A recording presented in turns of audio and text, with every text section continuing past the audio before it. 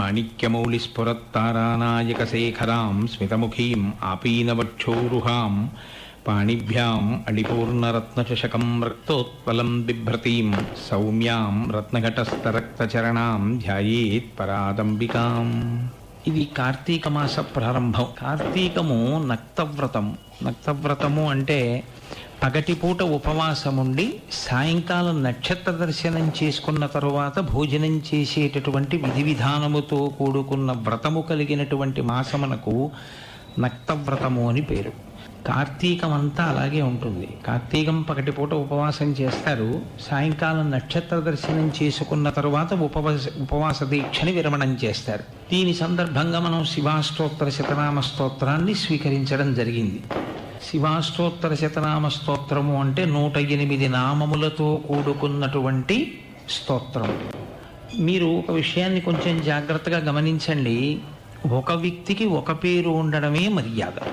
అంతేకాని ఒక వ్యక్తిని అనేక పేర్లతో మీరు పిలవడం జరిగితే అయోమయం ఏర్పడుతుంది. ఎందుచేత అంటే కోటేశ్వరరావు గారు అంటే పలకడం నాకు తేలిక. అంతేకాని నాకు ఒక 50 పేర్లు ఉన్నాయనుకోండి, ఉంటే నాకే జ్ఞాపకం ఉండదు ఏ పేరు పలకాలో. మరి ఈశ్వరుడికి ఎందుకు అన్ని పేర్లు?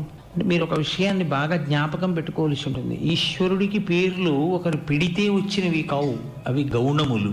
అంటే ఈశ్వరుడు భక్త పరిపాలన చెయ్యడము చేత, గుణములను ప్రకటనము చెయ్యడం చేత నిర్గుణుడైనటువంటి ఈశ్వరుడు ఒక్కొక్క సందర్భంలో ఒక్కొక్క గుణమును ఆవిష్కరిస్తాడు. ఎందుకు అలా ఆవిష్కరించడము అంటే దానివల్ల లోకములకు ప్రయోజనం ఉంటుంది, దానివల్ల భక్త కోటికి ప్రయోజనం ఉంటుంది. అటువంటి ప్రయోజనాన్ని సాధించడం కోసం ఈశ్వరుడు చేసేటటువంటి ఒక్కొక్క పని వల్ల ఆయనకి ఒక్కొక్క నామము ఏర్పడుతుంది. ఇప్పుడు శివాష్టోత్తర శతనామ స్తోత్రం వినడము అంటే అర్థం ఏమిటంటే, మీరు 108 నామములు ఎందుకు వచ్చాయో, 108 నామములుగా శివతత్వం ఎలా ఉంటుందో మీరు తెలుసుకోవడం, ఈశ్వరతత్వం ఎలా ఉంటుందో మీరు తెలుసుకోవడం. కాబట్టి అప్పుడు ఏమవుతుంది? అది పెద్ద పూజ అవుతుంది. మీరు ఒక్కొక్క నామాన్ని వింటున్నప్పుడు మీకు భగవంతునికి సంబంధించినటువంటి ఆ విశేషాలు వింటుంటే మనసు రంజిల్లుతుంది, సంతోషం కలుగుతుంది.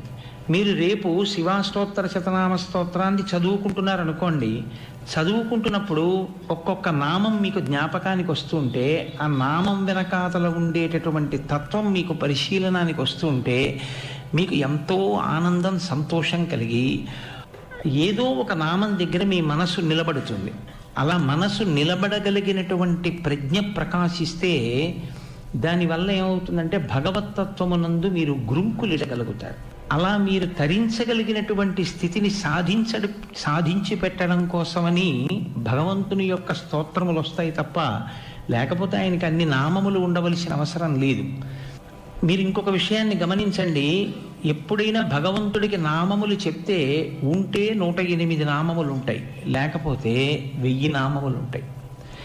మధ్యలో ఇంక ఏ అంచె మీద నామాలు ఉండవు. 109 ఉండవు, 999 ఉండవు, 108 కానీ 1000 కానీ. 108కి తక్కువ చెప్తే ఏదో షోడశ నామాలని ఒక 16 నామాలు చెప్పడము, అటువంటి ప్రక్రియ ఒకచో ఉంటుంది. కానీ సాధారణంగా 108 తప్పితే 1000 అంతే. అలాగే ఉంటాయి. లక్ష్మీ అష్టోత్తరం, లక్ష్మీ సహస్రం, విష్ణు అష్టోత్తరం, విష్ణు సహస్రం, శివాష్టోత్తరం, శివ సహస్రం. ఉంటే అష్టోత్తరం 108, లేకపోతే సహస్రం 1000. ఏం అలా ఎందుకు ఉండాలి? 108కి మించి ఆయన ఎప్పుడు ఉపకారాలు చేసినవి లేవా? గుణములు ప్రకటనం చేసింది లేదా? ఎందుకు అందరికీ 108 ఉంటాయి, ఎందుకు అందరికీ 1000 ఉంటాయి? మీరు కొంచెం తాత్వికంగా పరిశీలనం చేస్తే లోకంలో ఏ జీవి పుట్టనివ్వండి, అది పుట్టడం నక్షత్రము యొక్క పాదమును బట్టి పుడుతుంది. 108 పాదములలో పుట్టే కాబట్టి వాటి సుఖదుఖములు మీ మీద ప్రభావం చూపించే అవకాశం ఉంటుంది. మా ఇంట్లో నేను పెంచుకుంటున్న కుక్క ఒకటి ఉందనుకోండి, ఆ కుక్కస్మికంగా మరణించింది అనుకోండి, మరణిస్తే నాకు ఖేదం కలుగుతుంది, అయ్యో కుక్క చచ్చిపోయిందే అని బాధ కలుగుతుంది. శం చతుష్పదే అంటుంది యజుర్వేదం. కాబట్టి 4 కాళ్ళున్నవి కూడా సుఖంగా ఉండాలి అని కోరుకుంటాం. అలాగే నాకు ఏమీ ఇబ్బంది కలగకపోవచ్చు, కానీ నాకు సంబంధించిన వారు, నాకు ప్రీతి ఎవరి మీద ఉందో వారికి ఖేదం కలిగింది అనుకోండి, అప్పుడు నాకు ఖేదమా కాదా? ఖేదమే. నాకు జ్వరం రావక్కర్లేదు, నా భార్యకి జ్వరం వచ్చినా నాకు జ్వరం వచ్చిన దానితో సమానమవుతుంది, బాధ కలుగుతుంది. కాబట్టి 108 పాదములలో ఈ ప్రపంచమంతా పుట్టింది, ఈ జగత్తంతా పుట్టింది. సర్వే జనాః సుఖినో భవంతు. సనాతన ధర్మంలో మనం నమ్మినటువంటి ఈశ్వర స్వరూపాన్ని ఆరాధించని వాళ్ళు సుఖంగా ఉండకూడదు అని కోరుకోరు. మొట్టమొదట అసలు సుఖంగా ఉండాలని ఎవరి గురించి కోరుకుంటారంటే, ఎవరు ఈశ్వరుడి వైపుకి అడుగు వెయ్యలేదో వాళ్ళు సుఖంగా ఉండాలని కోరుతారు. ఎందుకు అలా కోరుతారంటే, అయ్యో వాళ్ళు ఏది రక్షణనిస్తుందో దాన్ని వదులుకున్నారు కాబట్టి ఈశ్వర వాళ్ళు అమాయకత్వంతో ఉన్నారు కాబట్టి వారికి రక్షణ కృప చెయ్యి. కాబట్టి మినహాయింపు ఉండదు. నాతో ఉన్నవాళ్ళు, నా మిత్రులు, నా శత్రువులు, నేను ఎవరిని ఆరాధిస్తున్నానో దాన్ని ఆరాధిస్తున్న వాళ్ళు, ఆరాధించని వాళ్ళు, అలా మనం అడగం. మనం ఏం చెప్తామంటే 108 నక్షత్ర పాదములలో ఈ జగత్తంతా పుట్టింది కనుక ఈశ్వరా నిన్ను 108 నామములతో పిలుస్తాను. 108 నామములతో నిన్ను పిలిస్తే 108 నక్షత్ర పాదములలో పుట్టిన ఈ జగత్తంతా ప్రశాంతంగా ఉండేటట్టు నువ్వు చూడు. లోకమంతా చల్లగా ఉంటే నా మనసు చల్లగా ఉంటుంది. అంతేకాని నేను చల్లగా ఉండడం, ఇంకోళ్ళు బాధపడుతూ ఉండడం, అది నాకు మనసు ఆనందించడానికి హేతువు కాదు. ఇది సనాతన ధర్మంలో పుట్టినటువంటి వ్యక్తి యొక్క విశాలమైన దృక్పథం. కాబట్టి అందరూ బాగుండాలి. అందరూ బాగుండాలంటే 108 నామాలతో ఈశ్వరుణ్ణి పిలుస్తాం. కార్తీక మాసంలో 108 నామాలతో మనం ఈశ్వరుని యొక్క వైభవాన్ని అవగతం చేసుకునే ప్రయత్నం చేస్తున్నాము అంటే శృణ్వంతపః, ఆ వినడం చేత లోకమంతా చల్లబడుతుంది, లోకమంతా ప్రశాంతతని పొందుతుంది. మరి 1000 నామాలు ఎందుకు వచ్చాయి? తెలుగులో 1000 అంటాం, సంస్కృతంలో సహస్రము. సహస్రము అంటే అనంతము. అనంతము అంటే ఇన్ని అని నేను చెప్పడం కుదరదు. ఎన్ని చెప్పినా ఇంకా ఉంటాయి ఈశ్వరుని యొక్క శోభ, ఆయన యొక్క గుణములు. ఇక నేను చెప్పలేను. అందుకని అనంతమైనటువంటి ఆయన యొక్క గుణములను నేను వర్ణించలేను కనుక 1000గా చెప్పి ఆపుతాను. కాబట్టి సహస్రము. ఆనందం పట్టకపోతే 108ని దాటిపోతాడు. కానీ కనీసంలో కనీసం ఏదో ఒక ఈశ్వరనామాన్ని 108 పేర్లతో పిలుస్తాడు. ఈశ్వర స్వరూపాన్ని 108తో పిలిచాడు అంటే లోకమంతా చల్లగా ఉండాలని కోరుకున్నాడు అని గుర్తు. లోకమంతా చల్లగా ఉండాలని కోరుకున్నంత విశాల హృదయంతో ఎవరు ఈశ్వరుణ్ణి ప్రస్తుతి చేశారో వాళ్ళ పట్ల ఈశ్వరుడు మరింత దయార్ద్ర హృదయుడై ఉంటాడు. కాబట్టి ఆయన మరింత చల్లనితనాన్ని కల్పిస్తాడు. అందుకని మనకి ఈశ్వర భక్తికి సంబంధించినటువంటి స్తోత్రములలో 108 నామములు కలిగినటువంటి స్తోత్రములు అత్యద్భుతమైనటువంటి స్థితిని పొంది ఉంటాయి. మనకి స్తోత్రంగా ఇవ్వడానికి ఒక కారణం ఉంటుంది. అవి విడతీసి మీరు పూజ చేశారనుకోండి, నామానికి ముందు ఓంకారమును పెడతాం, నామానికి చివర నమః పెడతాం. పెట్టి పూజ చేస్తే ఓం నమః. ఇప్పుడు కేవలం 108 నామాల్ని ఓం నమః పెట్టి మీకు అందించారనుకోండి, ధారణ చేయడం కష్టం అవుతుంది. ధారణ చేయడానికి ఇబ్బంది లేకుండా ఉండడం కోసం ఒక స్తోత్రంగా, ఒక ఛందస్సులో రచన చేస్తారు. ఛందస్సులో రచన చేసి వస్తే ఏమవుతుంది అంటే మీకు దాన్ని ధారణ చేయడం తేలికవుతుంది, అంటే పట్టుకోవడం తేలిక. ఓం శివాయ నమః, ఓం మహేశ్వరాయ నమః, ఓం శంభవే నమః, ఓం పినాకినే నమః జ్ఞాపకం పెట్టుకోండి అన్నాను అనుకోండి, కొంచెం కష్టం అవుతుంది. అదే శివో మహేశ్వర శంభు పినాకీ శశిశేఖరః వామదేవో విరూపాక్షః కపర్దీ నీలలోహితః శంకర శూలపాణిశ్చ ఖట్వాంగీ విష్ణువల్లభః ఇలా చెప్పాననుకోండి, మీకు ధారణ తేలిక. 2, మీరు ఎప్పుడూ పూజలోనే కూర్చోరుగా, ఎప్పుడూ పూజ చేస్తూ కూర్చోరు. మీరు ఏదో పనిలో ఉంటారు. ఏదో పనిలో ఉన్న భగవంతుని యొక్క నామమును చెప్పడానికి మాత్రము మీకు శౌచము అశౌచము అన్నవి మిమ్మల్ని అడ్డగించవు. మీరు ఇది బాగా జ్ఞాపకం పెట్టుకోవాల్సిన విషయం. మీరు ఈశ్వరుణ్ణి పూజ చేస్తున్నారనుకోండి, మీకు శౌచ ప్రధానము. మీరు శౌచంతో ఉండాలో, స్నానం చేసి ఉండాలో, ఒక ఏదో కాస్త శుభ్రమైన బట్ట కట్టుకోవాలి, కట్టుకుని ఈశ్వరుణ్ణి పూజ చేయాలి. కాదు, మీరు భగవంతుని యొక్క నామమును చెప్తున్నారనుకోండి, ప్రీతితో సంతోషంతో ఆయన్ని పిలుస్తున్నారు. ఇప్పుడు శౌచం ఉండాలా అక్కర్లేదా? అక్కర్లేదు. శౌచం ఉండాలన్న నియమం ఏమీ లేదు. ఆర్తి కలిగింది ద్రౌపదికి, కృష్ణుణ్ణి పిలిచింది, అప్పుడు ఆమె ఏకవస్త్ర రజస్వలా దోషంతో ఉంది. భగవంతుణ్ణి పిలిచింది, వచ్చాడా లేదా కృష్ణుడు? రక్షించాడా లేదా?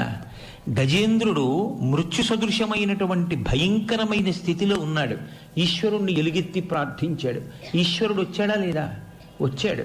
అందుకే నోటికి కనీసం ఒక అష్టోత్తర శతనామ స్తోత్రం కూడా రాలేదు అంటే మనుష్య జన్మలో అతను ఏదో పోగొట్టుకున్నాడు అని గుర్తు. మీరు ఆర్తితో ఏవి ప్రార్థన చేస్తారు? మీకు ఆర్తి కలిగితే, మీకు సంతోషం కలిగితే, మీకు ఒకసారి భగవంతుణ్ణి స్మరిద్దామనిపిస్తే మంచిదే, రామరామ అనుకుంటానండి, నేను కాదనను. కానీ మీ మనసు ఆనంద పారవస్యంతో నిండిపోవాలి అంటే ఒక్క స్తోత్రం మీ నోటి మీద తిరిగిందనుకోండి, నాలుక మీద తిరిగిందనుకోండి, దానికి శౌచంతో సంబంధం ఏం లేదు. మీరు బస్సులో వెళ్ళిపోతూ, రైల్లో వెళ్ళిపోతూ, కూర్చుంటూ, నించుంటూ, ఎక్కడ కూర్చున్నా మీరు మనసులో ఆ స్తోత్రాన్ని తిప్పుతూ ఉండొచ్చు. చాలా స్తోత్రములు ఉంటాయి, మనుష్య ప్రోక్తములు, ఋషి ప్రోక్తములు, దేవతా ప్రోక్తములు, ఇలాగా. వీటిలో ఒక్కొక్క స్తోత్రమునకు ఒక్కొక్క రకమైనటువంటి శక్తి ఉంటుంది. కాబట్టి 108 నామములో 1000 నామములో ఉన్న స్తోత్రం మీ నాలుక మీద తిరుగుతూ ఉండాలి. అలా తిరగవలసినటువంటి స్తోత్రరాజములు కొంతమంది చేత ప్రోక్తములై ఉంటాయి. అన్నిటికీ ఒకే రకమైనటువంటి శక్తి ఉండదు. నామము నామమే, చాలా గొప్పదే. కానీ ఒక్కొక్క స్తోత్రము చాలా విశేషమైనటువంటి శక్తిని ఇవ్వగలిగినదై ఉంటుంది. అలా విశేషమైనటువంటి శక్తి కలిగినదై మీకు ఫలితమియ్యగలిగినటువంటి స్తోత్రమై అటువంటి పెద్దల చేత అది ప్రబోధం చేయబడినప్పుడు అటువంటి స్తోత్రం ధారణ చేయబడి ఉండాలి. మీరు చూడండి, శివాష్టోత్తర శతనామ స్తోత్రానికి ప్రత్యేకించి ఒక వైభవం ఉంది. ఎందుచేత అంటే దీన్ని అడిగినది ఎవరు? అసలు శివాష్టోత్తర శతనామ స్తోత్రం లోకంలో ప్రకాశించడానికి కారణం ఎవరు? పార్వతీదేవి. ఆవిడ ఎందుకు అడిగింది అసలు శివాష్టోత్తర శతనామ స్తోత్రం లోకంలోకి రావాలి అని? అంటే ఆవిడకు ఒక కోరిక కలిగింది. ఏమిటా కోరిక అంటే, నేను పరమశివుని యొక్క శరీరంలో అర్ధభాగాన్ని పొందాలి అని. అలా ఇవ్వగలడా ఆయన? మీకేం అనుమానం అక్కర్లేదు. అసలు ఈశ్వరుడు నిర్గుణ స్వరూపుడు. ఆయనకేమి గుణము ఉండదు, రూపము ఉండదు. రూపము గుణము లేనివాడు తనలోకి ఎవరినైనా చేర్చుకోగలడు. తన రూపములను ఎన్ని రకములుగానైనా మార్చగలడు. అసలు మీ దగ్గర మట్టెంటూ ఉందనుకోండి, మీరు ప్రమిద చేసుకోవచ్చు, మీరు పాలిక చేసుకోవచ్చు, లేకపోతే మూకుడు చేసుకోవచ్చు. ఈశ్వరుడు అనబడేటటువంటి పదార్థం ఒకటి ఉందనుకోండి, అది దానిలోకి ఇతరమును కలుపుకోగలదు. శుద్ధమైన బంగారం ఉందనుకోండి, బంగారము తనలోకి రాగిని కలుపుకుంటుంది, బంగారము తనలోకి ఇతర లోహాన్ని కలుపుకుంటుంది. కలుపుకోగలిగినటువంటి శక్తి బంగారానికి ఉంది. అలా పరమశివుడు కూడా విశేషమైన అనుగ్రహాన్ని కృప చేస్తే ఆయన యొక్క ఒక ఆకృతిలో, ఒక రూపంలో ఒకరికి తన శరీరంలో సగభాగం ఇచ్చి ఒక రూపాన్ని ప్రకాశింపచేయగలడు. నా రూపం ఇలా ఉంటుంది అని ఒక లీలామూర్తి అంటారు. అంటే ఆయన ఎవరిని అలా అనుగ్రహించాడో అలా అనుగ్రహింపబడిన వారితో కలిసినటువంటి రూపాన్ని చూపిస్తాడు. మీకు నేను తేలిక ఉదాహరణ ఒకటి చెప్పాలనుకున్నాను అనుకోండి. కోటేశ్వరరావు గారి విందు మీకు ప్రీతి, నాకు కూడా మీ ఎందుకు ప్రీతి కలిగింది. మీతో కలిసి ఒక ఫోటో తీయించుకుంటానండి అని అడిగారు. మీరు నాకు దగ్గరగా నిలబడ్డారు. నా శరీరంలో సగభాగం కనపడకుండా నా శరీరంలో సగభాగాన్ని మీరు కప్పివేస్తూ ఒక ఫోటో దిగారు. ఇప్పుడు అది కోటేశ్వరరావు గారి ఫోటోయా, కోటేశ్వరరావు గారి రూపమా, కోటేశ్వరరావు గారికి మీ ఎందున్నటువంటి ప్రీతికి తార్కాణమా? మీకు నా ఎందుకు పూజ్య భావన ఉందనుకోండి, మీరు ఏం చేస్తారు? ఆ ఫోటో చూపించి, ఇదిగోనండి కోటేశ్వరరావుతో చూసారా నేను ఎంత చనువుగా ఫోటో తీయించుకున్నానో, ఆయనతో ఎంత దగ్గరగా నాకు ఫోటో ఉందో చూసారా అంటారు. అంటే ఇప్పుడు ఆ దగ్గరితనానికి స్థానం ఏది అంటే ఆయన మనసులో పొందిన స్థానం. ఆయన మనసులో పొందిన స్థానానికి గుర్తు ఆయన శరీరానికి మీరంత దగ్గరగా నిలబడి ఫోటో తీయించుకోగలిగినటువంటి అవకాశమును ఒక చిత్రంగా మీరు చూడగలగడం. ఈశ్వరుడి దగ్గర కూడా అంత స్థానాన్ని పొందేశారు అనడానికి గుర్తు ఆయన ఒక లీలామూర్తిని ప్రకటనం చేస్తాడు. లీలామూర్తి అంటే అలా తాను ఎంతమందికి అవకాశం ఇచ్చాడో అంతమందితో కలిపి అటువంటి రూపాలు చూపిస్తాడు. ఇప్పుడు ఆవిడకి కూడా అలాంటి కోరిక పుట్టింది. నేను పరమేశ్వరుడిలో సగభాగాన్ని పొందాలి అంటే ఈ కోరిక మొట్టమొదట పార్వతీదేవికే పుట్టిందా, లేకపోతే అంతకు ముందు అలా పుట్టి సాధించుకున్న వాళ్ళు ఎవరైనా ఉన్నారా? ఇప్పుడు ఆవిడికి ఆ కోరిక పుట్టి అది పరమేశ్వరుడి వలన సాధ్యము అని పరమేశ్వరుణ్ణే అడిగిందా, నేను మీ శరీరంలో సగభాగం పొందుదాం అనుకుంటున్నాను అందా, లేకపోతే అంతకుముందు అలా పొందిన వాళ్ళు ఎవరైనా ఉన్నారా అంటే పరమేశ్వరుడి యొక్క 13వ లీలామూర్తిలో, పరమశివుని యొక్క 13వ లీలామూర్తిలో హరిహర స్వరూపము అని ఒకటి ఉంది. హరిహర స్వరూపము అంటే హరి అంటే విష్ణువు, హర అంటే శివుడు. హరిహర స్వరూపము అంటే విష్ణువు శివుడు కలిసిపోయినటువంటి రూపం. పరమశివుని యొక్క ఎడమ భాగంలోకి విష్ణువు ప్రవేశిస్తే ఆ శివకేశవులు కలిసిపోయినటువంటి రూపానికి హరిహరమూర్తి అంటారు. కాబట్టి అమ్మవారి కన్నా ముందు పరమశివుడిలో సగ భాగాన్ని సంపాదించుకున్నవారు శ్రీ మహావిష్ణువు. ఆయన శరీరంలోనే సగ భాగాన్ని సంపాదించుకున్నవాడు ఆయన నామాల వ్యాఖ్యానానికి తన దేవాలయాన్ని వేదికగా ఇవ్వడానికి వెనకంజ వేస్తాడు అని మీరు ఎలా అనుకుంటున్నారు? కాబట్టి శివాష్టోత్తర శతనామ స్తోత్రం వ్యాఖ్యానం శివాలయంలో జరగడం పెద్ద గొప్పేం కాదు. శివాష్టోత్తర శతనామ స్తోత్ర వ్యాఖ్యానం విష్ణువాలయంలో జరగడమే కార్తీక మాసానికి సిద్ధి. కనుక ఇప్పుడు పార్వతీదేవి ఎవరిని అడగాలి? శ్రీ మహావిష్ణువుని అడగాలి. కాబట్టి ఆవిడ శ్రీ మహావిష్ణువు వద్దకు వెళ్ళింది ఒక రోజున. ఆయన దగ్గరకు వెళ్ళడానికి ఆయన ఏం పరాయివాడు ఏం కాడు. ఆయన ఆవిడకి అన్నగారు, నారాయణ నారాయణి. మీరు కంచి వెడితే కంచిలో ఏకాంబరేశ్వర లింగాన్ని దర్శనం చేయడానికి మీరు లోపలికి వెడుతున్నప్పుడు ఎదురుగుండా ఉన్నటువంటి స్తంభాలలో 2 మూర్తులు ఉంటాయి. ఒక మూర్తి శివలింగాన్ని ఆలింగనం చేసుకుని ఉంటుంది, దాన్ని అలా విడిచిపెట్టండి. 2వ మూర్తి కామాక్షి అమ్మవారి చెయ్యి పట్టుకొని పరమశివుడికి కన్యాదానం చేస్తుంటాడు శ్రీ మహావిష్ణువు. ఎందుకంటే నారాయణి చెల్లెలు కదా, నారాయణ అన్నగారు చెల్లెలి చెయ్యి పట్టుకుని పరమశివుడికి కన్యాదానం చేస్తుంటాడు. కాబట్టి వాళ్ళ మధ్య అటువంటి అనుబంధం ఉంది బాహ్యంలో, బంధుత్వంలో. అలాగే మీరు మధురై వెడితే మధురైలో మీనాక్షి అమ్మవారిని కన్యాదానం చేసిన వారు కూడా శ్రీమన్నారాయణుడి. శ్రీ మహావిష్ణువు అమ్మవారిని కన్యాదానం చేస్తున్నటువంటి చిత్రవులు మీకు మీనాక్షి దేవాలయంలో చాలా కనపడతాయి. అటువంటి విష్ణువు పరమశివుణ్ణి స్తుతించి పరమశివానుగ్రహాన్ని పరిపూర్ణంగా పొంది ఆయన శరీరంలో సగభాగాన్ని ఆయన పొందారు. ఆయన పొంది ఉన్నారు కాబట్టి అన్నగారిని చెల్లెలు ఆశ్రయించింది. అన్నయ్య, నాకు కూడా ఆయన శరీరంలో అర్ధభాగాన్ని పొందాలని ఉంది. కాబట్టి శరీరార్థమహం శంభో ఏన ప్రాప్స్యామి కేశవ. ఆవిడ వేసిన ప్రశ్న శరీరార్థమహం శంభో.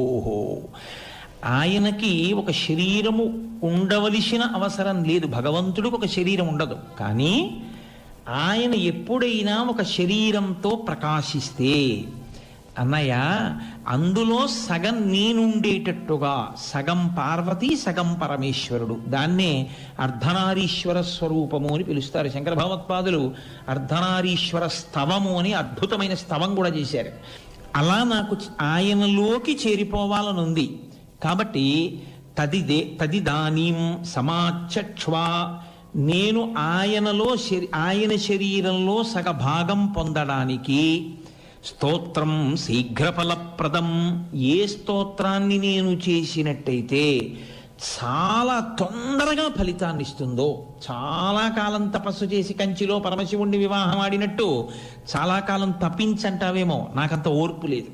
నా యొక్క కోరిక వ్యగ్రతని పొందింది, తొందరగా పరమశివుల్లో అర్ధభాగాన్ని పొందాలి.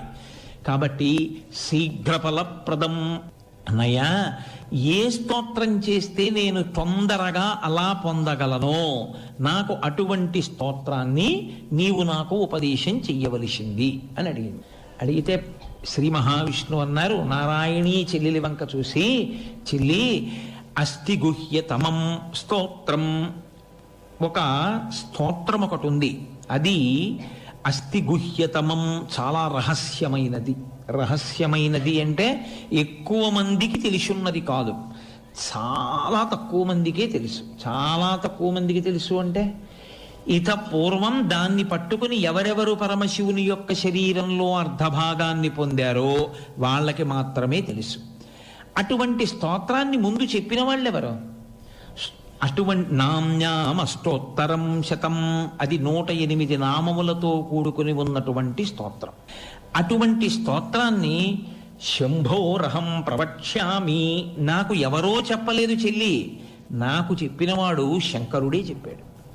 ఒకానొక నాడు నా ఆర్తి గమనించి ఆయనే నాకు ఈ స్తోత్రాన్ని నేర్పాడు. నేర్పితే ఏమైంది? పరమం శీఘ్రకామదం. ఆ స్తోత్రం పరమం ఎంత శక్తివంతమైనదంటే, శివుడు పరమశివుడు అన్నాను అనుకోండి. శివుడు అంటే మంగళప్రదుడు, పరమశివుడు అంటే కేవలం మంగళం చేసేవాడు, కేవలం నొక్కి చెప్పడం. పరమం శీఘ్రకామదం, అది చాలా తొందరగా కోర్కెని తీర్చగలిగినటువంటి శక్తిని విస్ఫోటనం చేయగలిగినటువంటి స్తోత్రము. అటువంటి స్తోత్రాన్ని నేను పరమశివుడి దగ్గర విన్నాను. పరమశివుడి దగ్గర వినడానికి ఆయనకి కుతూహలం కలిగిందని మీరు ఎలా చెప్తారు? శంకరాచార్యులు వారు శివానంద లహరిలో చెప్పారు ఈ రహస్యాన్ని.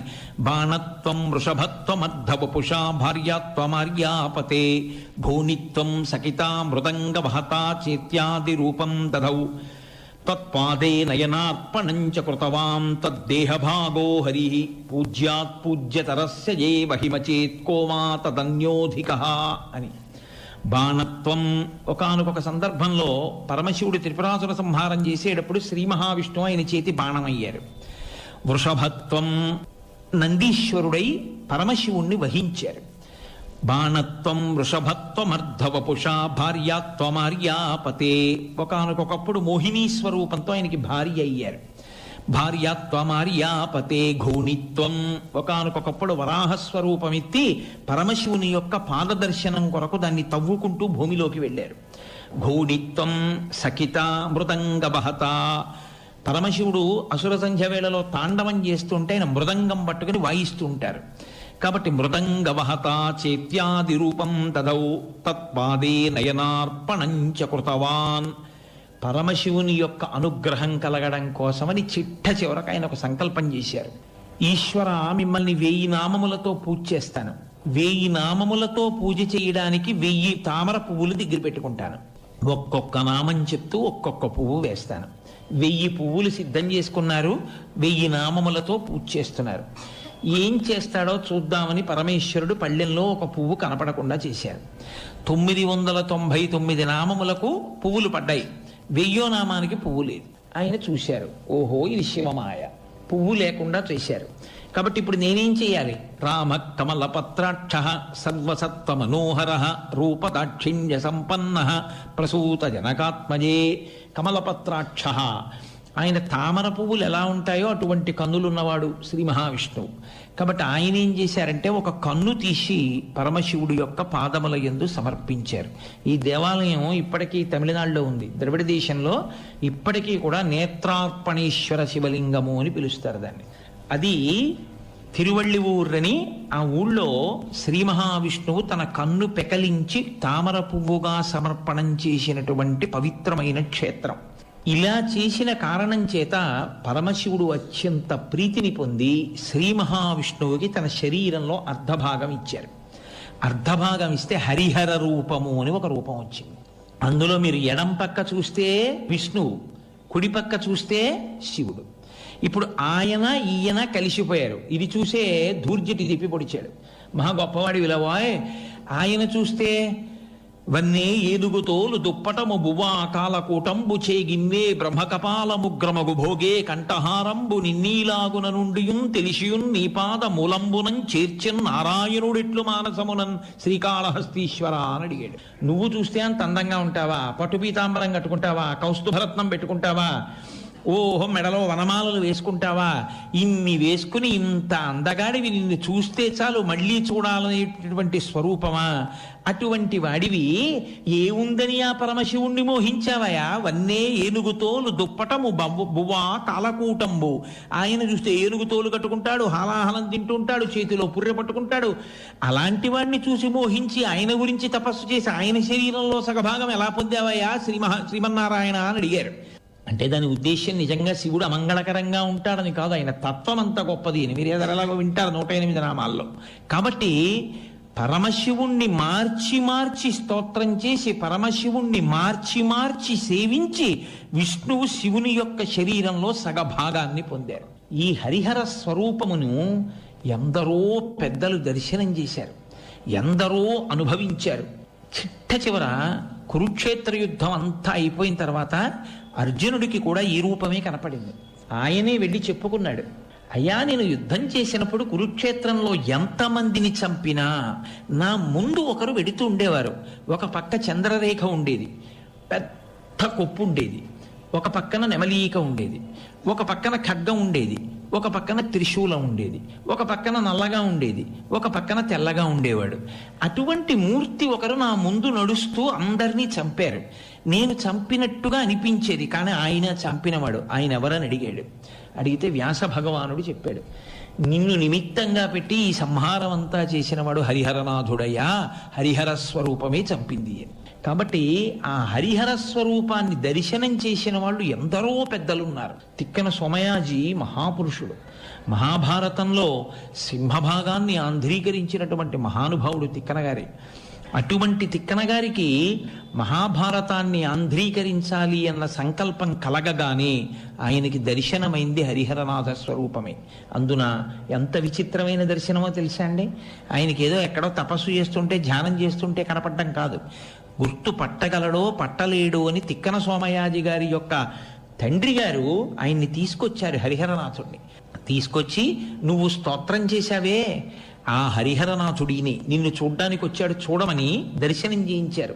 అప్పుడు స్తోత్రం చేశారు తిక్కన గారు. కరుణారసము పొంగి దొరపడు చార్పున శశిరేఖ అమృతంబు జలువార, హరినాభిపత్రిక సురభి చందనమున్న గతినాభిధవళ పంకజము మెరయ, గురి అయిన చెలుమున మెరసిన లోకరక్షణమనంగగళమున ఛాయదోప, ప్రథమాద్రినీతించు భానుబింబమునాన ఉరమున కౌస్తుభ రత్నమొప్ప, సురనదియును కాళిందియును బెరసినట్టి కాంతి పూరమ్ము శోభిల్లు శాంతమూర్తి, నా మనసు ఆనందమగ్నముగా చేసి ఎలమి సన్నిధి చేసే సర్వేశ్వరుండు అని.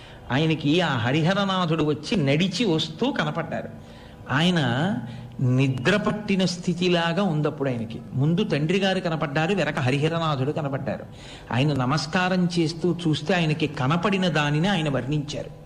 కరుణారసము పొంగి దొరపడి చార్పున శిశిరేఖ అమృతంబు జాలువార, అమృతం చుక్కలు పడుతున్నటువంటి చంద్రబింబాన్ని శిగలో పెట్టుకున్నవాడై పరమశివుడిగా ఒకవైపు కనపడ్డాడు.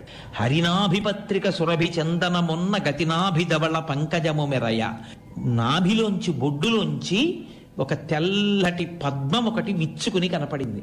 అంటే శ్రీమన్నారాయణ స్వరూపమై నాభి దగ్గర కనపడ్డాడు. అలాగే కంఠం నల్లగా ఉండి నీలకంఠుడై పరమశివుడిగా కంఠం దగ్గర దర్శనమిచ్చాడు. వక్షస్థలంలో కౌస్తుభరత్నాన్ని పెట్టుకొని శ్రీ మహావిష్ణువుగా దర్శనమిచ్చాడు. ఆయన అన్నారు, సురనిధియును కాళిందియును బెరసినట్టి కాంతి పూరమ్ము శోభిల్లు శాంతమూర్తి అన్నారు. ఎంత శాంతమైన స్వరూపం అంటే గంగానది యమునా నది కలిసి వస్తే ఎలా ఉంటుందో అలా. శంకరుడు తెల్లగా ఉంటాడు, శ్రీమన్నారాయణుడు నల్లగా ఉంటారు. కాబట్టి వీళ్ళిద్దరూ కలిస్తే, ఆ తెలుపు నలుపు కలిస్తే ఎలా ఉంటుందో, సురనదియును కాళిందియును బెరసినట్టి గంగా యమున కలిస్తే ఎలా ఉంటుందో అలా కాంతి పూరమ్ము శోభిల్లు శాంతమూర్తి, నా మనము ఆనందమగ్నముగా చేసి ఎలమి సన్నిధి చేసే సర్వేశ్వరుండు. ఆయన్ని చూస్తుంటే నా మనసు ఆనందంతో పొంగిపోయిందయా, అటువంటి హరిహరనాథుడు నాకు దర్శనమయ్యాడు. అయి ఆయన అడిగాడు తిక్కన గారిని, తిక్కన నువ్వు ఆంధ్రీకరించిన భారతాన్ని నాకు అంకితం ఇస్తావా అని అడిగారు. తప్పకుండా అంకితం ఇస్తాను మహానుభావా అని ప్రతిజ్ఞ చేసి ఆయన ఆంధ్రీకరించినటువంటి భారతాన్ని ఆ హరిహరనాథుడికి అంకితం చేశారు తిక్కన గారు. అంతటి మహానుభావులు దర్శనాన్ని పొందారు. యథార్థమునకు నేను ఇవాళ శివాస్తోత్ర శతనామ స్తోత్ర ప్రారంభము చేసినప్పుడు లేదా ప్రారంభము చేద్దామనుకున్నప్పుడు దీని వెనక ఈశ్వరుడు యొక్క అనుగ్రహం అంత ఉంది అని నేను అనుకోలేదు. కానీ మీకు ఒక యథార్థం మనవి చేస్తున్నాను. అసలు కార్తీక మాసానికి ఉన్నటువంటి లక్షణం ఏమిటో తెలుసా అండి? కార్తీక మాసంలో దీపానికి పూజ. కార్తీక దీపం అంటాం. ఈ దీపం వెళ్ళి వెళ్ళి వెళ్ళి వెళ్ళి చివర కార్తీక పౌర్ణమి నాటి దగ్గరికి వెళ్ళేసరికి కేవలం తన కొరకు పెట్టే దీపం కాదు, ఇంకా గడప బయట 2 దీపాలు పెడతారు కార్తీక మాసంలో, గడప లోపల పెడతారు మిగిలిన నెలల్లో దీపాలు. ఒక్క కార్తీక మాసంలో మాత్రం గడప బయట 2 దీపాలు పెడతారు. ఈ 2 దీపాలు యమధర్మరాజు గారి యొక్క పాశము ఆ ఇంట్లో ఉన్న వాళ్ళ మీద పడకుండా కాపాడతాయి. ఎందుకంటే శరత్కాలం దగ్గర నుంచి యమదంష్ట్ర బయటికి వస్తుంది. ఈ ఋతువు ఎక్కువ మందిని పడగొట్టేస్తుంది. కాబట్టి పడగొట్టకుండా యమధర్మరాజు యొక్క ప్రీతి కొరకు ఆ 2 దీపాలు బయట పెడతారు. అందుకే దీపావళి అమావాస్య నాటి స్నానం దగ్గర నుంచి యమధర్మరాజు యొక్క ప్రీతిని కోరుకుంటారు. అందుకే దీపావళి అమావాస్య నాడు చేసేటటువంటి స్నానం కేవలం ప్రతిరోజు చేసే స్నానంలా చెయ్యవద్దు అని శాస్త్రవాక్కు. తైలే లక్ష్మీ జలే గంగా దీపావళి తిథౌ వసేత్. దీపావళి తిథి నాడు నూనె యందు లక్ష్మీదేవి ఉంటుంది. అది నూతి నీరు కానివ్వండి, లేకపోతే చెరువులో నీళ్లు కానివ్వండి, కాలవలో నీళ్లు కానివ్వండి, అందులోకి గంగాదేవి వచ్చి చేరుతుంది. కాబట్టి దీపావళి తిథౌ వసేత్ అలక్ష్మీ పరిహారార్థం. దరిద్రం పోవాలి అంటే తైలాభ్యంగో విధీయతే. తప్పకుండా ఒంటికి నువ్వుల నూనె రాసుకొని నలుగు పెట్టుకొని స్నానం చేయాలి. ఆ రోజు స్నానం చేసేటప్పుడు కూడా ఎలా పడితే అలా దీపావళి అమావాస్య నాడు తెల్లవారుజామున స్నానం చేయకూడదు.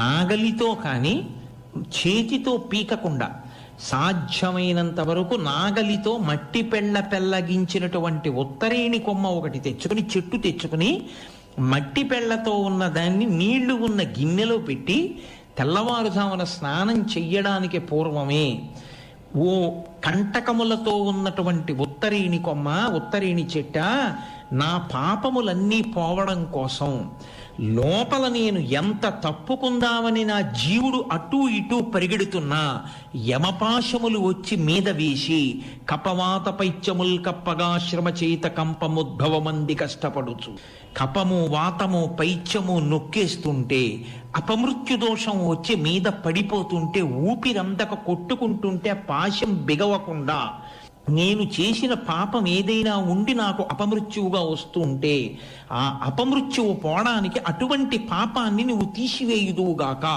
అని ఆ నీళ్లు గోడల మీద చిమ్ముకునేటట్టుగా ఆ శ్లోకం చెప్తూ ఉత్తరేణి చెట్టు తిప్పాలి. ఉత్తరేణి చెట్టు ఎంత ఉండదు కదండి, చిన్నది ఉంటుంది. దాన్ని తీసుకొచ్చి తిప్పుకుంటారు. తిప్పుకుని స్నానం చేయాలి. ప్రత్యేకించి కార్తీక మాసానికి ముందు కూతురికి పెళ్ళయిందనుకోండి, దీపావళి అమావాస్య నాటి ఉదయం స్నానం అల్లుడు అత్తవారింట్లో చేస్తాడు. అల్లుడికే కాదు, మనము చెయ్యాలి. ఆ ఒక్కరోజే దక్షిణ దిక్కుకి తిరిగి యమధర్మరాజుకి తర్పణలు ఇస్తారు. తల్లిదండ్రులు బతికి ఉన్న వాళ్ళు మాత్రం యమతర్పణం చేయకూడదు. తల్లిదండ్రులు ప్రత్యేకించి తండ్రి లేని వాళ్ళు యమతర్పణ చేస్తారు. 3 మార్లు యమధర్మరాజు గారికి నీళ్లు విడిచిపెడతారు. విడిచిపెట్టి 11 నామములతో యమధర్మరాజు గారికి నమస్కారం చేస్తారు. ఆ రోజున ఎవరు దీపావళి అమావాస్య నాటి సూర్యోదయా పూర్వము యమధర్మరాజుకు అలా నమస్కారం చేశారో వాళ్ళ మీద యమపాశము పడకుండా ఆయన అనుగ్రహిస్తాడు. మీకు అందుకే దీపావళి అమావాస్య దగ్గర నుంచి కార్తీక మాస తదియ వరకు యమ సంబంధమైనటువంటి తిథులు నడుస్తాయి. యమధర్మరాజు గారి యొక్క అనుగ్రహం నడుస్తుంది కార్తీక మాసంలో. అసలు మీకు అంత పెద్ద ప్రయోజనాన్ని కార్తీక మాసం ప్రారంభం చేస్తుంది. ఎక్కడొస్తుందో తెలుసా అండి ఈ వైభవం అంతా? కార్తీక మాస శుక్లపక్ష పాడ్యమి నాడు స్నానం చేస్తాం. ఏ స్నానం? కాకి స్నానం కాదు, సమంత్రక స్నానం.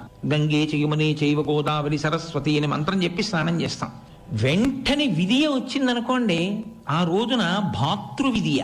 యమధర్మరాజు గారికి ఖాళీ ఎక్కడ ఉంటుందండి? ఎంతమందిని పడగొడుతూ ఉండాలి ఆయన? కాబట్టి ఆయన చెల్లెలింటికి వెళ్ళేవాడు కాడు. చెల్లెలంటే ప్రేమే. సూర్యుడి యొక్క కొడుకు యముడు, సూర్యుడి యొక్క కూతురు యమున. యమునకి వెనక్కి రావడం తెలియదు, యముడికి ముందుకెడుతున్న కాలంలో పడిపోవలసిన వాడిని పడగొట్టకుండా ఉండడం తెలియదు. ఇద్దరికీ అంత గొప్ప లక్షణం. యమున యముణ్ణి పిలుస్తుండేది, అన్నయ్య మా ఇంటికి భోజనానికి రానయ్యా, మా ఇంటికి భోజనానికి రానయ్యా అని. ఆయన ఎప్పుడూ వెళ్ళేవాడు కాదు, ఖాళీ లేక. ఎలా ఖాళీ కుదిరిందో కార్తీక మాస శుక్లపక్ష విధి నాడు ఆయన చెల్లెలింటికి భోజనానికి వెళ్ళాడు. సపరివారంగా వెళ్ళాడు. పెద్దలు వెడితే ఒక్కళ్ళు వెళ్ళరుగా, సపరివారం వెడితే ఆవిడ భోజనం పెట్టింది. అందరూ భోజనం చేశారు. అన్నగారు చాలా తృప్తి పడ్డాడు. తృప్తిపడి ఆయన అన్నాడు, చెల్లెలా నాకు ఇంత కమ్మటి భోజనం పెట్టావు, నీ చేతి అన్నం తిని ప్రీతి చెందాను, నీకేం కావాలని అడిగాడు. మహాత్ముల యొక్క దృష్టికోణం వేరుగా ఉంటుంది. ఆయనకి ఈశ్వరుడు దర్శనం అయ్యాడు అనుకోండి. ఒక ఋషికి ఈశ్వరా నువ్వు ఇక్కడే ఉండి నిన్ను దర్శనం చేసిన వాళ్ళకి పాపాలు పోగొట్టుంటాడు. పిఠాపురంలో గయాసురుడు పితృదేవతలకు మోక్షం ఇప్పించడానికి శివలింగాన్ని తీసుకొచ్చి కూర్చోబెట్టినట్టు. కాబట్టి ఆవిడంది, ఈ రోజున కార్తీక శుక్లపక్ష విధియ నాటి సాయంకాలం కదా భోజనానికి పెడతారు. నక్తవ్రతం కదా. నక్తవ్రతం అంటే రాత్రి భోజనం చేయాలి, నక్షత్ర దర్శనం చేసి. మధ్యాహ్నం భోజనం చేస్తే మనం ఏం చేయలేము అనుకోండి, అది వేరు విషయం. సరే, ఆయన శరీరారోగ్యాన్ని బట్టి అలా తింటే ఒకవేళ ఈశ్వరుడు ఆయన అనుగ్రహించుగాక, తప్పెందుకు పట్టాలి అందులో. వ్రతం చేస్తుంటే మాత్రం నక్తవ్రతంగా రాత్రి చేస్తారు. ఎవరైనా కార్తీక మాసంలో శుక్లపక్ష విధియ నాడు చెల్లెలి వరస ఉన్న వాళ్ళు కానీ, తోడ పుట్టిన చెల్లెలు కానీ, చెల్లెలు దగ్గరగా ఉంటే చెల్లెలు పిలుస్తుంది, చెల్లెలు దగ్గరగా లేకపోతే చెల్లెలుగా సంభావింపబడే వాళ్ళు భోజనానికి పిలుస్తారు. దానికి ఇంకేం పెద్ద హడావిడేం ఉండదు. ఈయన వాళ్ళ ఇంటికి భోజనానికి వెళ్తాడు, వెళ్ళి వాళ్ళ ఇంట్లో భోజనం చేస్తాడు. అన్నయ్య ఇంటికి వస్తే ఎంత ప్రేమార పెడుతుందో, అంటే అన్నయ్య ఏం తింటే సంతోషిస్తాడో వండి పెడుతుంది అంతే. అవి తిని ఆయన మురిసిపోతాడు. చెల్లెలా ఎంత మంచి భోజనం పెట్టావు అని తిరిగి వస్తాడు. తిరిగి వచ్చిన అన్నగారు ఉత్తినే రాకూడదు కదా వెళ్ళినవాడు. ఆయన అంటాడు, చెల్లెలా రేపు మా ఇంటికి రా బావగారితో కలిసి, నా మేనల్లుళ్ళు మేనకోడళ్లతో అంటాడు. అందుకని సోదరి తృతీయ విధియ అన్నగారు ఎడతాడు భోజనానికి, తదియ చెల్లెలు వస్తుంది భోజనానికి. చెల్లెలకి మధుర పదార్థాలతో భోజనం పెట్టి చీరలు సారెలు ఇస్తారు, ఆ రోజున బహుమానాలు ఇస్తారు. ఆవిడంది, అన్నయ్య కార్తీక శుక్లపక్ష విధియ నాడు ఏ చెల్లెలింటికైనా ఒక అన్నదమ్ముడు, అక్కింటికి కానీ అక్కింటికి తమ్ముడు కానీ చెల్లెలింటికి అన్నయ్య కానీ వెళ్ళి భోజనం చేస్తే చాలు, అన్నయ్య నీ పాశం వేయకూడదు నువ్వు అంది. ఆయన అన్నాడు, తప్పకుండా వెయ్యను, వరం ఇచ్చాడు చెల్లెలకి. అందుకని భగినీ హస్త భోజనము, చెల్లెలి చేతి వంట తింటాడు అన్నగారు, లేదా అక్కగారింట్లో తమ్ముడు తింటాడు. కాబట్టి వెళ్ళి వాళ్ళ ఇంట్లో భోజనం చేస్తారు. రేపు అంటే ఇవాళకి రాత్రి నైమిత్తిక తిథి చేత భగినీహస్త భోజనం. మరి ఇప్పుడు ఇన్ని చెప్తున్నప్పుడు నాకు ఉండాలి కదండి, నేను ఆచరించాలి కదా. నేను అలా నిమంత్రణము చేయబడ్డాను, నేను మా అక్కగారి చేత ఆహ్వానింపబడ్డాను. ఉన్నారుగా మాకు అక్కగారు ఊళ్ళో పెద్దాడ సూర్యకుమారి గారు, వారు నన్ను ఆహ్వానించారు. వారి ఇంటికి వెళ్ళి భోజనం చేస్తాను మా అక్కగారు బావగారితో. అలాగే మా చెల్లెల్ని మా ఇంటికి పిలిచి చీరలు సారెలు ఇచ్చి పంపిస్తాను. అది సోదరి తృతీయ. ఈ తిథులు దీపావళి అమావాస్య నుంచి కార్తీక మాసంలో వచ్చేటటువంటి తదియ పర్యంతం ఆయుర్దాయాన్ని పెంచుకోవడానికి చాలా తేలికగా అందరూ సంతోషంగా ఆచరించేటటువంటి వ్రత రూపంలో కార్తీక మాసంలో చేర్చబడ్డాయి. అందుకే కార్తీక మాసం అంత గొప్ప నెల. ఇటువంటి నెలలో అసలు పూజ దేనికో తెలుసా అండి? దీపానికే. అందుకే కార్తీక మాసం అంతా గడప బయట 2 దీపాలు. కార్తీక మాసం అంతా ఆవునేతి దీపం, నువ్వుల నూనె దీపం. ఎందుకు పెడతారో తెలుసా అండి? హృదయస్థానమునందు యముడు చేరుతాడు, ఆయన రక్త ప్రసరణని ఆపుతాట. ఆపితే గుండెపోటు వస్తుంది, జీవి పడిపోతాడు. అలా పడిపోకుండా ఉండాలి అంటే నువ్వుల నూనె దీపం మించి వచ్చేటటువంటి పొగ వాసనకి ఆయన తొలగుతాడు పక్కకి. అది మీకు నేను ఎక్కడో ఒకరోజు ఉపన్యాసంలో చూపిస్తాను. దాన్ని సైంటిఫిక్గా కూడా ప్రూవ్ చేశారు, ఎందుకు మన వాళ్ళు పెట్టిస్తారో నువ్వుల నూనె దీపాన్ని. కాబట్టి ఆ పొగ అంత గొప్ప ప్రయోజనాన్ని చేకూరుస్తుంది. కాబట్టి బయట 2 దీపాలు, గడప బయట దీపాలు పెట్టరు, ఎప్పుడు ఇంట్లోపలే పెట్టుకుంటారు. కానీ కార్తీక మాసంలో బయట పెడతారు 2 దీపాలు. ఆ 2 దీపాలు, ఈ ఇంటిలో ఉన్న వారి మీద నీ పాశము వేయవద్దు ప్రార్థన యజమానురాలిది. కాబట్టి ఇంటి బయట. లోపల లక్ష్మీ కటాక్ష సిద్ధి కొరకు ప్రార్థనా మందిరంలో సింహాసనం దగ్గర ఒక దీపం వెలుగుతుంది. మనం ఏం చేస్తుంటామంటే దీపావళి అంటే బోల్డ్ దీపాలు ఇంట్లో పెడతాం. అసలు శాస్త్రం ఏముందో తెలుసా అండి? మీ ఇల్లు చిన్నదైతే మీరు అన్ని దీపాలు ఇంట్లో పెట్టవద్దు ఉంది. అది సౌధమై భవంతి అయితే పెట్టాలి, లేకపోతే దీపాలు ఎక్కడ పెట్టాలి? దీపాలు దేవాలయంలో కానీ మఠంలో కానీ పెట్టాలి. ఈ 2 చోట్లే పెట్టాలి. నేను అందుకే మొన్న మా ఇల్లు చిన్నది కనుక నా దీపాలన్నీ పట్టుకెళ్ళి నేను శివాలయంలో పెట్టుకున్నాను. కాబట్టి అలా పెట్టమని చెప్పింది. నేను సందర్భం వచ్చింది కాబట్టి, మీరు దాన్ని ఉపాసన చేయడానికి ఉపయుక్తమవుతుంది కాబట్టి చెప్తున్నాను. ఈ దీపమును ఆరాధన చేయడమే కార్తీక మాసంలో అత్యంత ప్రధానం. అందుకే మాఘ దీపం, పుష్య దీపం, పాల్గొన దీపం పేరు లేదు, కార్తీక దీపం అంటారు. కార్తీక దీపం అన్న మాట ఎందుకు వచ్చిందో తెలుసా అండి? ఇంటి యజమానికి రక్షణ చేస్తారు. ప్రమాదకరమైన కాలము నడుస్తూ ఉంటుంది బయట. అంత ప్రమాదకరమైన కాలములో యజమాని రక్షించుకోవడానికి యజమానురాలు 2టిని ఆశ్రయిస్తుంది. 1 దీపము, 2 ఉసిరికాయ. అందుకే మీరు చూడండి, కార్తీక మాసం అంతా ఉసిరి సంబంధమే. ఒకవేళ వాడి ఇంట్లో తిండేమోనని ప్రత్యేకంగా వనభోజనమని ఉసిరి చెట్టు దగ్గరికి తీసుకెడతారు. మళ్ళీ ద్వాదశి తిథి వచ్చినప్పుడు ఉసిరికాయలతో ఉన్న కొమ్మ తెచ్చి ఇంట్లో పెట్టి పూజ చేస్తారు. ఆ ఉసిరి గాలి తగలడం కోసం, ఉసిరి కాయ తినడం కోసం అంత జాగ్రత్తగా ఎందుకు బిగింపు తీసుకొచ్చారో తెలుసా అండి ఋషులు? ఏదైనా కేవలం ఔషధంగా స్వీకరించరు మన ధర్మంలో. ఏదైనా ఈశ్వరానుగ్రహమును ముడివేసి, ఆమ్ల ఉసిరికాయని ఈశ్వర ప్రసాదంగా, అందుకే కార్తీక మాసం వచ్చేటప్పటికి గుత్తులు గుత్తులుగా కాస్తాయి. ఏ ప్రకృతి ప్రమాదకరంగా ఉంటుందో ఆ ప్రకృతి ఆ ప్రమాదాన్ని పోగొట్టుకునే వస్తువుని కూడా మీకు ఇస్తుంది. మీరు దాన్ని ఈశ్వర ప్రసాదంగా స్వీకరించారనుకోండి, అది మరింత అభ్యున్నతి హేతువై కూర్చుంటుంది. కాబట్టి కార్తీక మాసం అంతా తప్పకుండా ఉసిరికాయ పచ్చడి తింటుంటారు, ఆదివారములు వినా. అలాగే కార్తీక మాసం అంతా దీపానికి ప్రాధాన్యం. ఈ దీపము పెట్టేటప్పుడు మీరు ఒక విషయాన్ని చాలా జాగ్రత్తగా జ్ఞాపకం పెట్టుకోవాలి. నువ్వు శివాష్టోత్తరం కదయా మొదలుపెట్టావని మీరు అనుకోకండి. నేనేం శివాష్టోత్తరం వదిలిపెట్టాను అనుకోకండి. నేను శివాష్టోత్తరమే చెప్తున్నాను.